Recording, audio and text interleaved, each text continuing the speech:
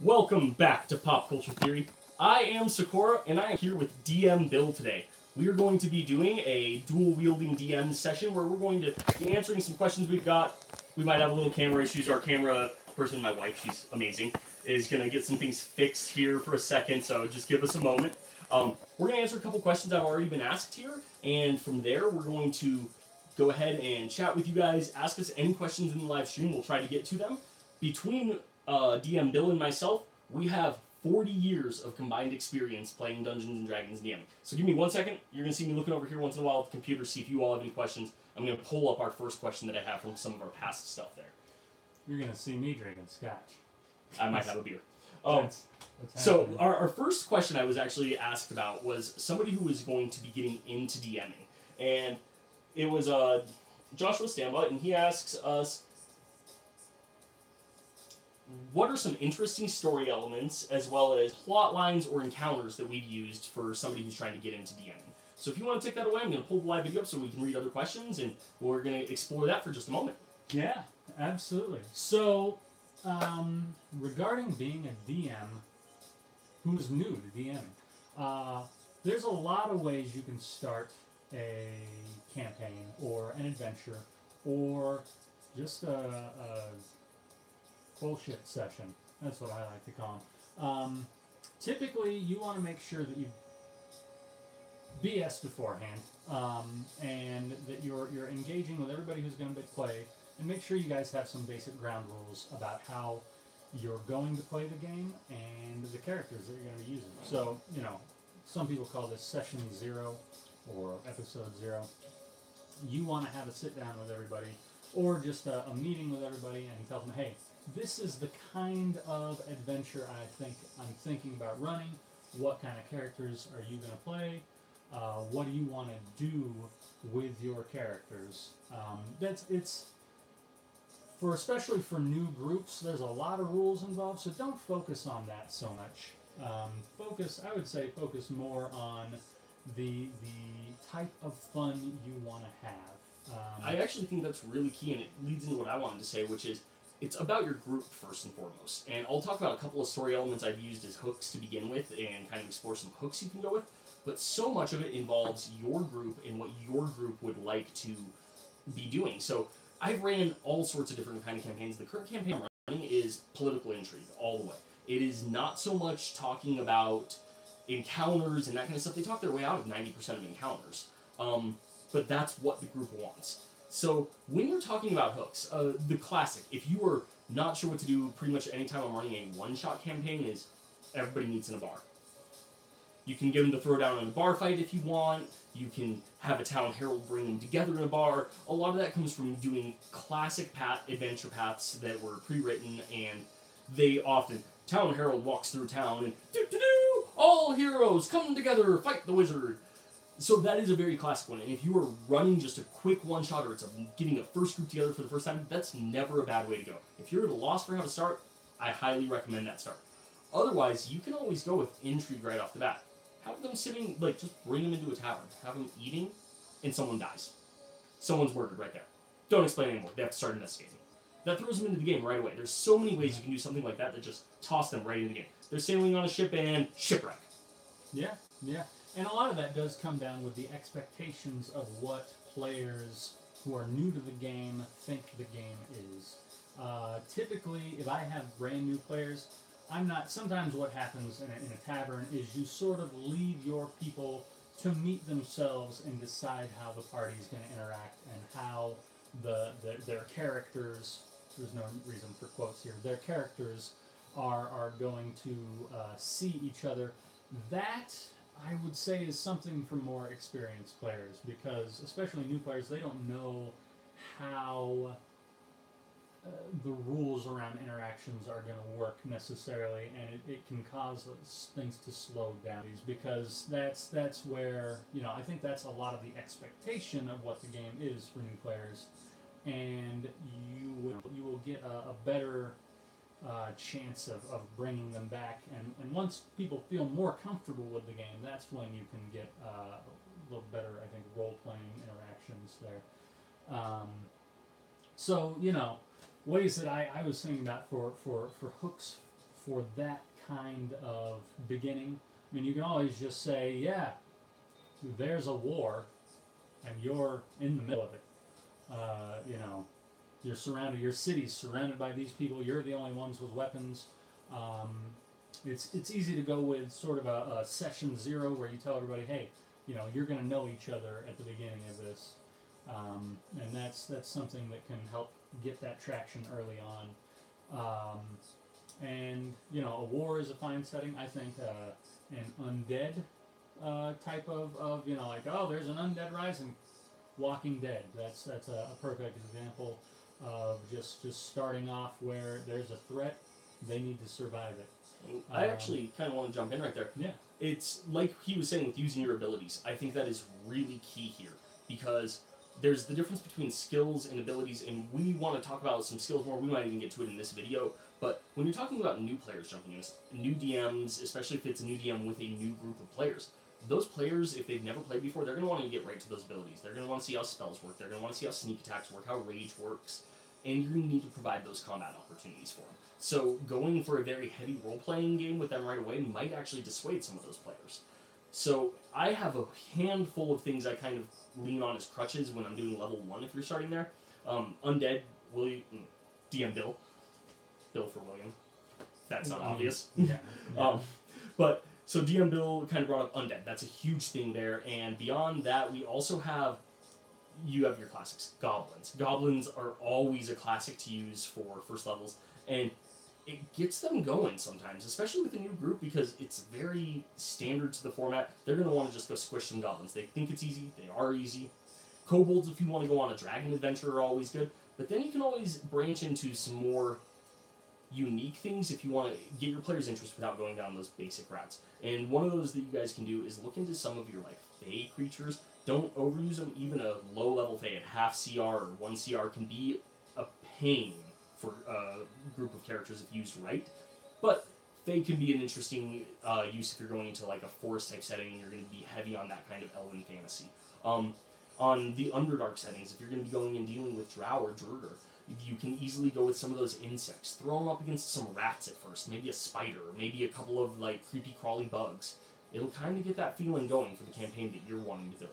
I'm going to turn back over to DM Bill, see if you guys have any questions here. Yeah. And the other thing that I would say for new DMs, and for anybody really, is to not be afraid to use some of the inspirations that may have gotten you interested in fantasy in the first place. If you have a favorite anime, a favorite book, you can use that as your setting, and you can adapt what D&D has provided you to create an adventure centered in that setting. And actually, funny enough, we were just talking before we started the video here about both of us have created a character for our own setting, and after exploring the character more, we realized we based it off of the same universe. I don't know if any of you out there are familiar with Mistborn by Brandon Sanderson, but we both had a character, might even be the same character in the book that we were basing another, like an Inquisitor type character off of, in 2 separate campaigns we're running. It's a good way to do it. One of my favorite exercises I like doing is taking a character, no matter how ridiculous it is. Take Spider-Man. How do I build Spider-Man when doing D&D characters? I do that all the time. We're back. So I'm not sure what happened there. We cut off mid-sentence, not quite sure where it cut off. Every once in a while, these live streams like to do that. So we're going to jump back in here. Okay. Streams are loading back up. Sorry about that cutout there. Every once in a while, checking to the side and figuring out what's going on here. And I think it was the stream going out there I was trying to fix. Anyways, we're back. DMing is easy. The internet is not. Yes. Well, it's DMing so can be hard. where the internet is harder. I don't know where in the conversation we left off, but what we were talking about is that you can take some of your favorite stories and you can bring them in. DM Bill was just telling us that his current campaign, he's taking people from anime adventures and converting them into characters. From animes like Rurouni Kenshin and I think I don't remember the name of it. Anyways, you can borrow that, and you can also take the thing I was just saying. If you don't find anything in the monster manual that suits the fiction that you want to bring in, or if you just don't know the monster manual well enough, take a random monster and just call it something different. Describe it as something different, something that suits the needs that you have. I mean, obviously, for first level characters, take a red dragon and call it, John Penis Chin. But do take a goblin and call that John Penis Chin. So, on the same note, Penis Chins. I don't know where we got on that topic, but you can take a goblin or you can take a kobold and whatever you want to design it after. If you're designing games based on like Final Fantasy, go ahead and call it a flan. Give it flan stats, give it reduction to everything except magic. Boom. Goblin stats, reduction to everything but magic. Described as a flan. It's a flan. Yeah. So you can also find flan in France. To the other part of that question we were asked is, what are some of our favorite encounters? And beyond just first level, so a lot of players don't want to jump in at first level. So if you're a new DM and you want to bring your characters in at third level, if we're talking D&D 5e, that's probably the second most popular one to bring characters in at is third level. Because that's where your characters are going to start off with their archetypes. They're going to have a full range of abilities that are more unique. There's a lot of fun ones I've done when you're starting them off there. And one of my favorite ways you can start with these encounters is if you have a more experienced group and they're not just looking to fight right away, don't make the first encounter feel like an encounter. Have them go up against something like some dryads. I'm not sure if my CRs are exactly right on there. You might need to mess with them a little. And that's always a key thing like we were talking earlier. You can down level monsters, you can up level them, you can mess with them a little bit. There's some ways to do that we can cover if you guys are interested. But have them run up against just things that look very basic and then have it evolve into a fight. That's always a really good way to get players hooked, especially if you're going to turn that into a longer standing group of people that are going to be an enemy. So if I want to have them, if maybe dwarfs in my world are the enemy, maybe their first fight is up against a group of dwarfs that they run into, and all of a sudden, boom, they're fighting them because the dwarfs are trying to rob them, and it becomes a thing. Yeah. It's one way you can easily take them. Yeah, well, and talking about favorite encounters, I mean, one of the things that I find always makes an encounter a lot more fun to play. I mean, one consideration to make there is encounter balance in terms of monster types. If you're always going with big ogres yielding big clubs or big penis chins, this is gonna be a thing. I see it already. It is. It's the I will now be introducing a penis chin monster into, and you can have several. That's the thing. That's okay. The beauty. That's the beauty. I'm gonna take that. The point, the point that I'm trying to make is you want to change up the types of monsters you're bringing in there, and that adds interest. But the point I was going to get to before I got distracted by penis chins was environment, geography. The layout of a battle can add a lot of interest to it, especially in 5th edition, where you're not necessarily limited on your movement as much as you have been in certain other previous versions. Or in Pathfinder 2nd edition, coming soon. Oh, well, yeah, I guess so.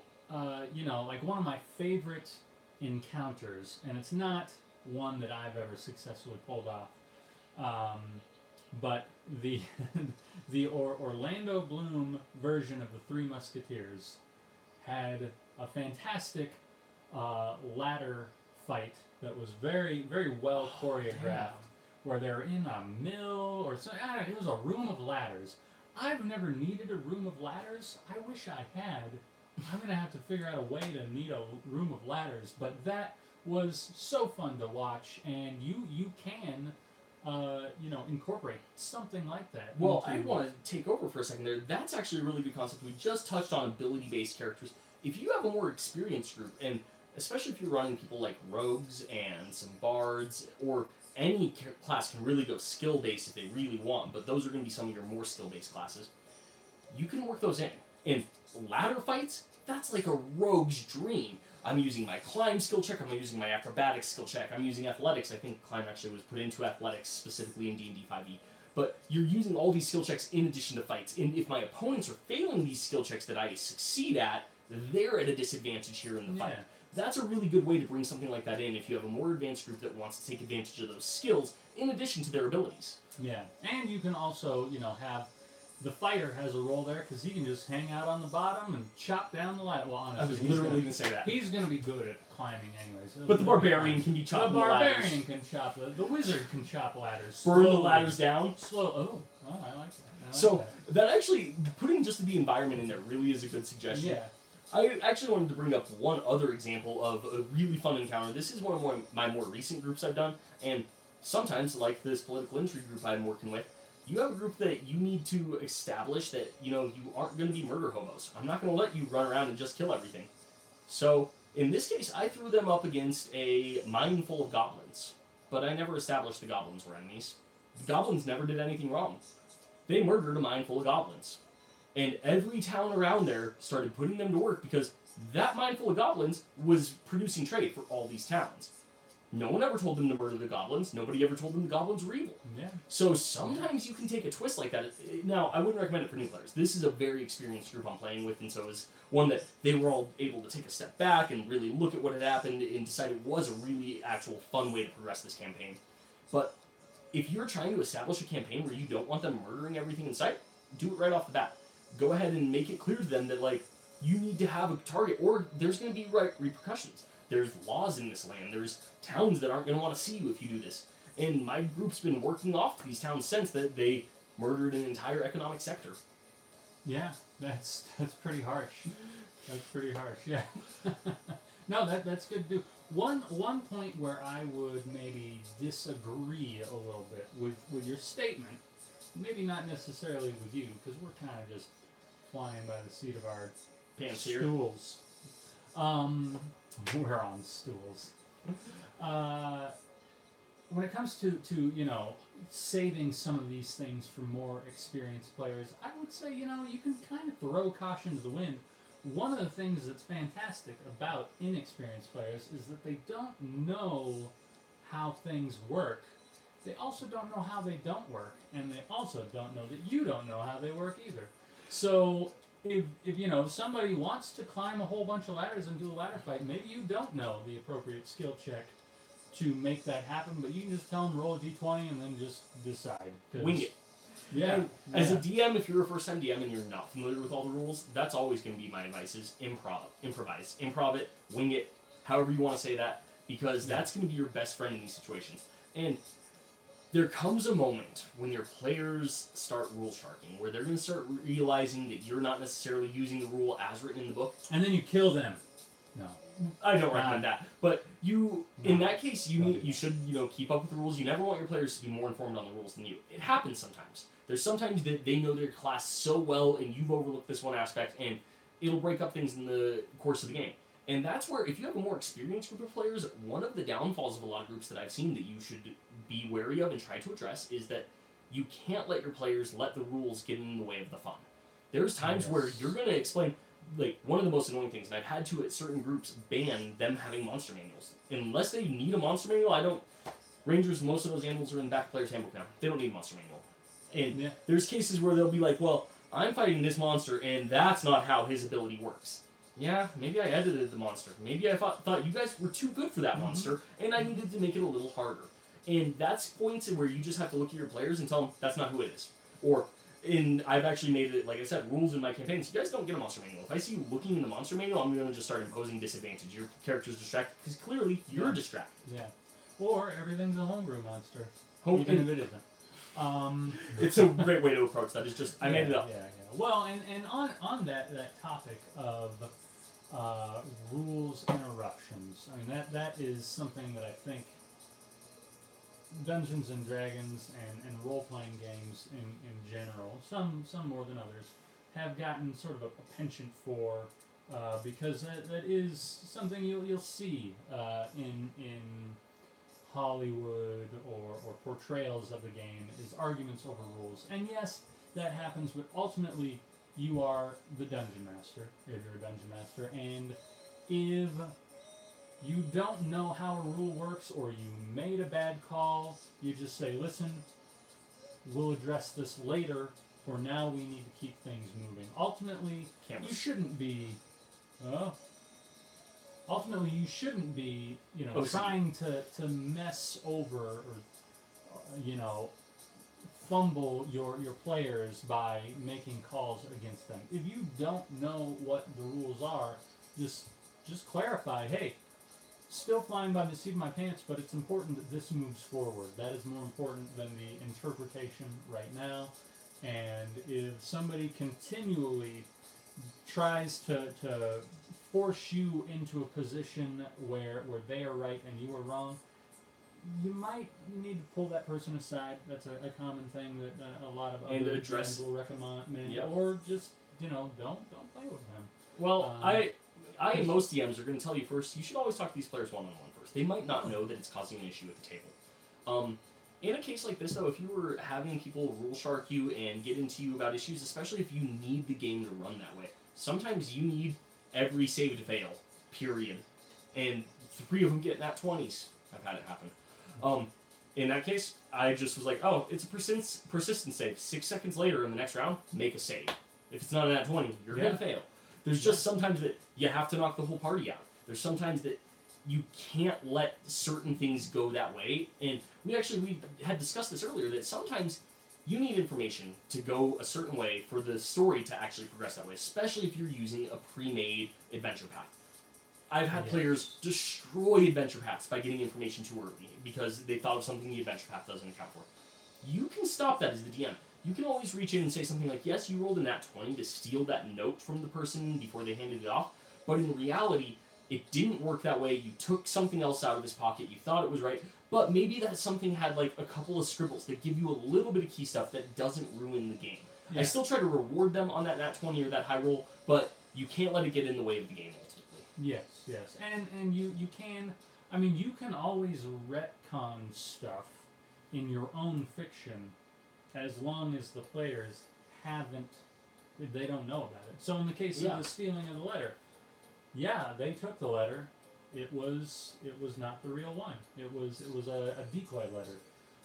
Decoy messenger. They were following the right guy the whole time. As long as, I mean, the important thing, it's important to maintain control of your story.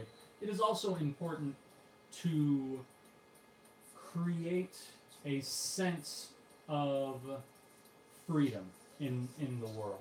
I mean, for instance, I in my current campaign, I mean, my players can do whatever they want, and I will not attempt to railroad them, but the things that I have going on in my campaign, they're still going to happen whether or not they're participating or not. And if that works its way into whatever they're doing, and maybe I decide that it's going to well after they decide what they're going to be doing, that's okay.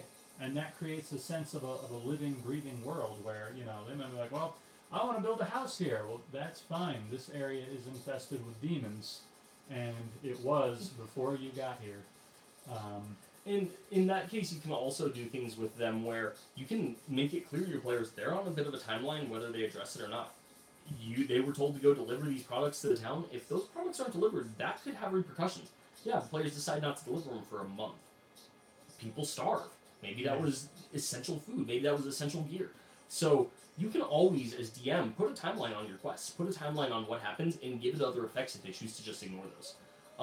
I ultimately would follow the players. Let the players lead the story. Don't ever railroad them into a single thing. You don't want to go that route.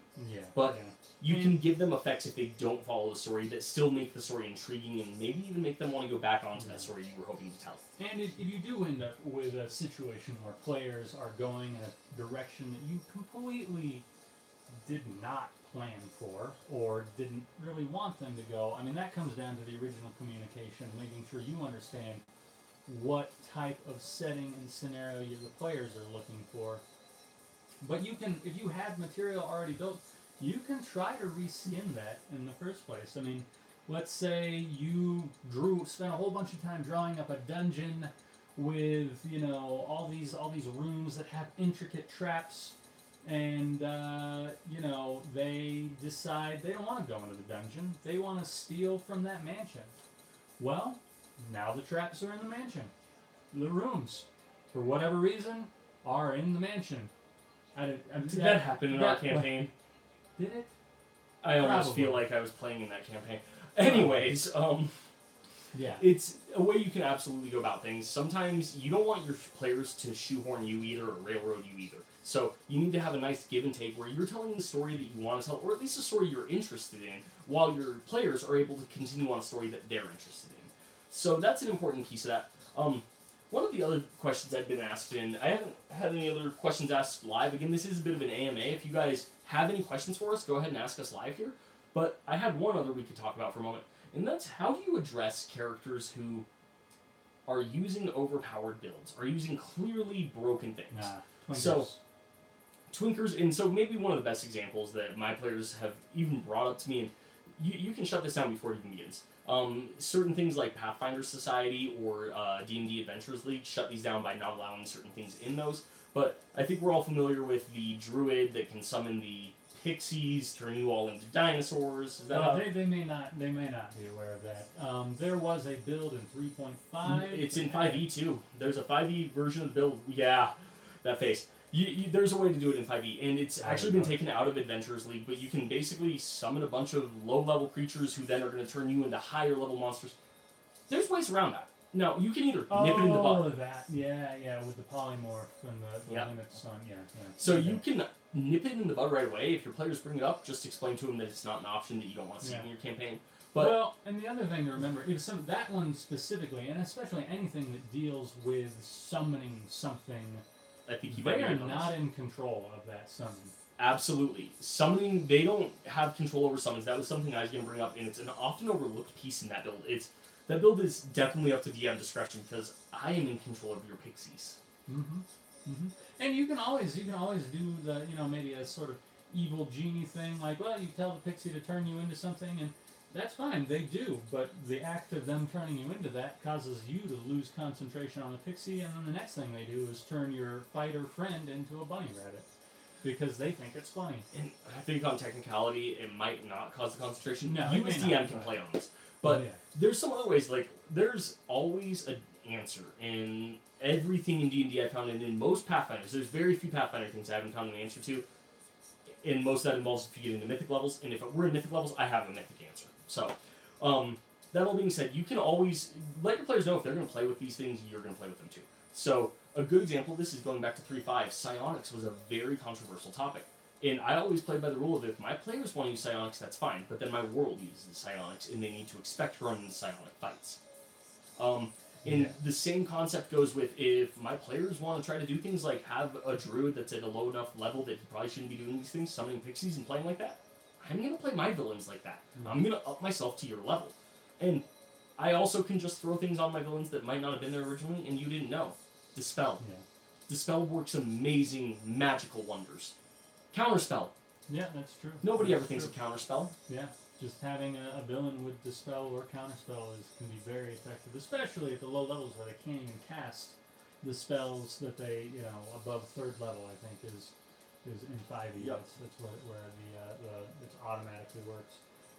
But probably the better, more important approach I've been drinking.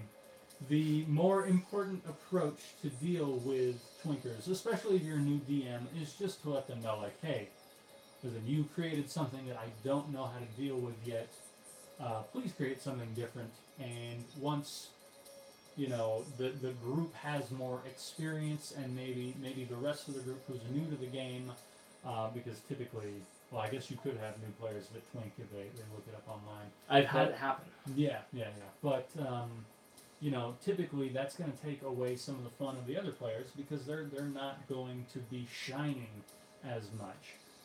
So, you can always ask this player, hey, please create something different until the skill level of the rest of the group has grown a little bit. Or just say, hey, please don't create it at all. You can say that as well, but it's a little more diplomatic to say, hey, wait till later. I think I have two thoughts on that. There's always a step you as the DM can take where perhaps you should be looking at what you can do to make other players shine more and this player who's twinked shine less if you want to take that approach. Yeah. You can, again, going back to skills, you can always throw more skills at your skill-based players. I could rant for hours about how DMs don't use things like traps enough. You have a rogue always looking for traps. You should probably use the occasional trap.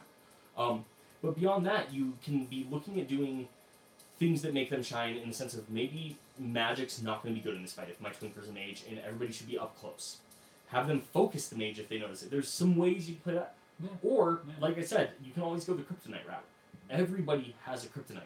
And just especially twinkers, because there's actually some great videos out there that other people have made on dealing with twinkers and the difference between min-maxers and you know more general even builds. And even people, sometimes you're not even min-maxing, but you're using a single strategy build where that's your only move.